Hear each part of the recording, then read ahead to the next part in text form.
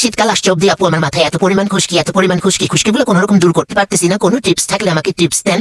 এটা আমার কথা না, এটা আমার কাস্টমারের কথা। পেজের একজন দুজন আপু মেসেজ দিয়ে বলতেছে শীতকাল আসছে অব্দি তাদের মাথায় এত পরিমাণ খুশকি। আসলে এটা শুধুমাত্র তাদের না, প্রত্যেকটা মানুষের শীতকাল আসলে অনেক বেশি খুশকি হয়। তাদের জন্য আজকের হেয়ার প্যাকটি। তাদের জন্য আজকে আমি একটা বেস্ট হেয়ার প্যাক রেসিপি দিচ্ছি, চলেন রেসিপি দেখা যাক। আজকের হেয়ার প্যাকটি বানানোর জন্য যা যা লাগবে, প্রথমে আমরা নিয়ে নিব অ্যালোভেরা। আর দোকান থেকে একটা ছোট একটা টক দইয়ের ডিব্বা নিয়ে আসবো, 30 টাকা নিবে। তারপর টক দই দিব।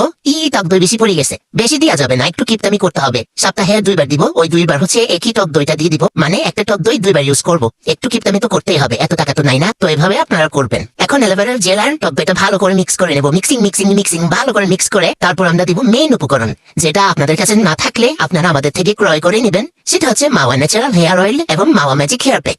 যদি না থাকে তাহলে অবশ্যই আমাদের থেকে কিনে নেবেন। আর যদি কিনতে না পারেন তাহলে শুধুমাত্র টক দই, অ্যালোভেরা জেল, তারপর পানি এগুলোই দিবেন। তবে আমাদের মাওয়ার ম্যাজিক হেয়ার প্যাক এবং অয়েলটা দিলেই দ্বিগুণ ফলাফল পাবেন।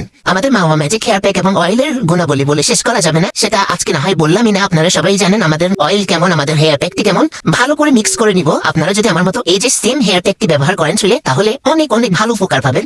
আপনাদের চুল শাইনিং হবে, আপনাদের চুল সিল্কি হবে, আপনাদের চুলগুলো সফট হবে, আপনাদের চুলের খুশকি একদম চলে যাবে।